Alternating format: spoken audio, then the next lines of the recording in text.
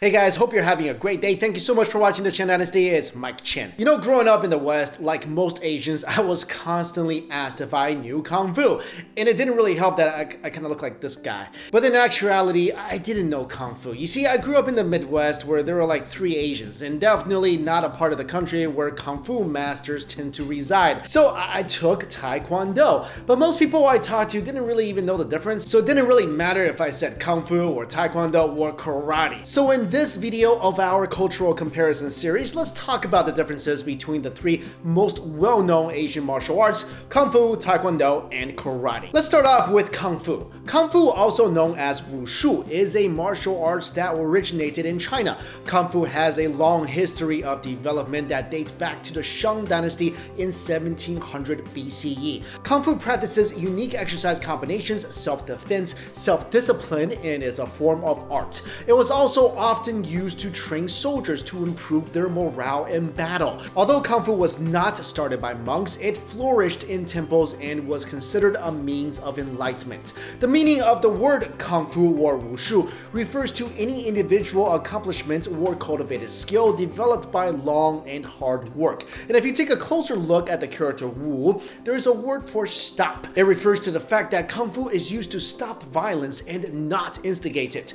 Kung Fu is usually done in a series of movements that are round and continuous with slow and quick strikes. Kung Fu comes in 2 different forms: external and internal. External Kung Fu practices the quick and hard movements that exercises the tendons, bones, and skin. The inner Kung Fu trains the spirit, qi, and mind, and most movements are slow and soft. Kung Fu can be practiced at any age, although generally the inner Kung Fu is practiced more with old age since it doesn't put much force on the body. As you may know, Shaolin Kung Fu is probably the most widely known type of Kung Fu, and it's originated with Damo or Bodhidharma, who was said to be able to cross a river on just a stalk of reed.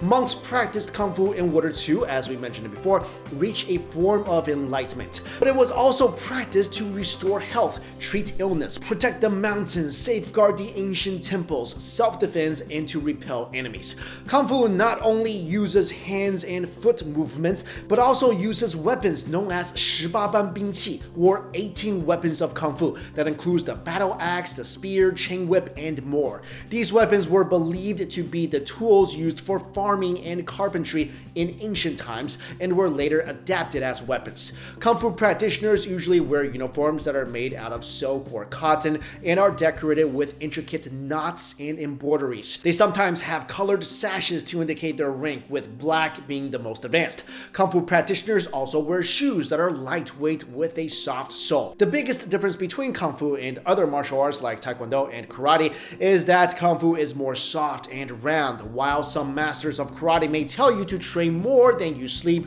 some Kung Fu Shifu may say it's better to under-practice than to over-practice, with the mentality that steady yet strict training will eventually lead to accomplishment. Next, let's talk about Taekwondo. Taekwondo is a martial arts form that originated in Korea 2,300 years ago, and today it is considered as South Korea's national sport. It was originally developed in the Goryeo Kingdom to train both the mind and body. The name Taekwondo has only been used since 1955 and comes from the Korean word Tai meaning foot, Kwan meaning fist, and Do meaning the way. So the whole word means the way of the foot and fist.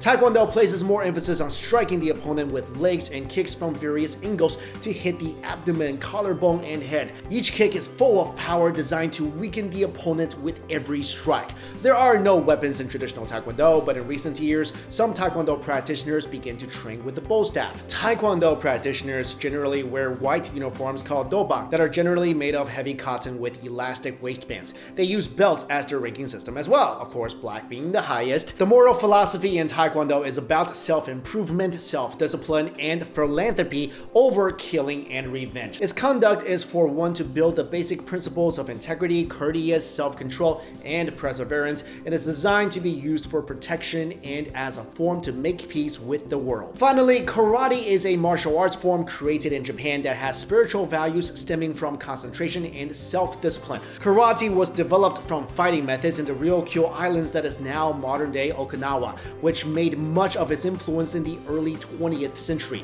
But legend has has it that karate began its evolution over 2,000 years ago when Bodhidharma arrived in a forest temple. It was practiced secretly until it traveled to Okinawa at the end of the Meiji era and was eventually made public and became popular. The word karate or kongquan means empty hand and refers to the weaponless method of defense. The only weapon a karate practitioner can use is the hands and feet. Karate students wear a white uniform called a gi, and it's light and loose fitting to create maximum mobility and speed. Karate is generally practiced barefoot, and students progress through levels that are told by their belt colors. Just like the above martial arts, the black belt is also the highest. Many movements in karate are linear, hard, and are executed with crisp and sharp movements. It is characterized primarily for its stance and use of hips and use breathing techniques to focus power.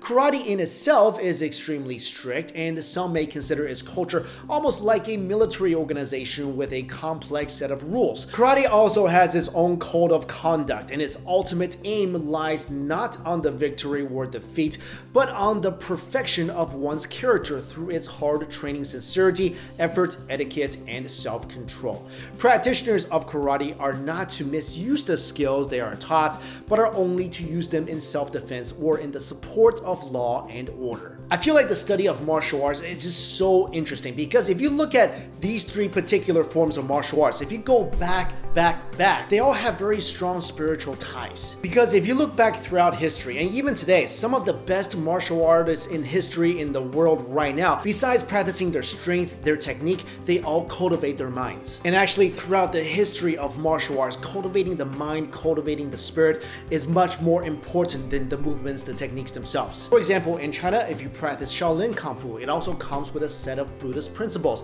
If you practice Tai Chi, it comes with a set of Taoist principles. And what that really does is help you cultivate yourself and eventually reach enlightenment. And that was really the primary reason why ancient Chinese practiced Kung Fu. Anyway, really interesting topic, and hopefully we'll do more videos on that in the future. Also guys, let us know what other topics you would like to see in this cultural comparison series. And it doesn't just have to be China, Korea, Japan. It could be any other country, so leave your suggestions in the comments below. Thank you all so much for watching.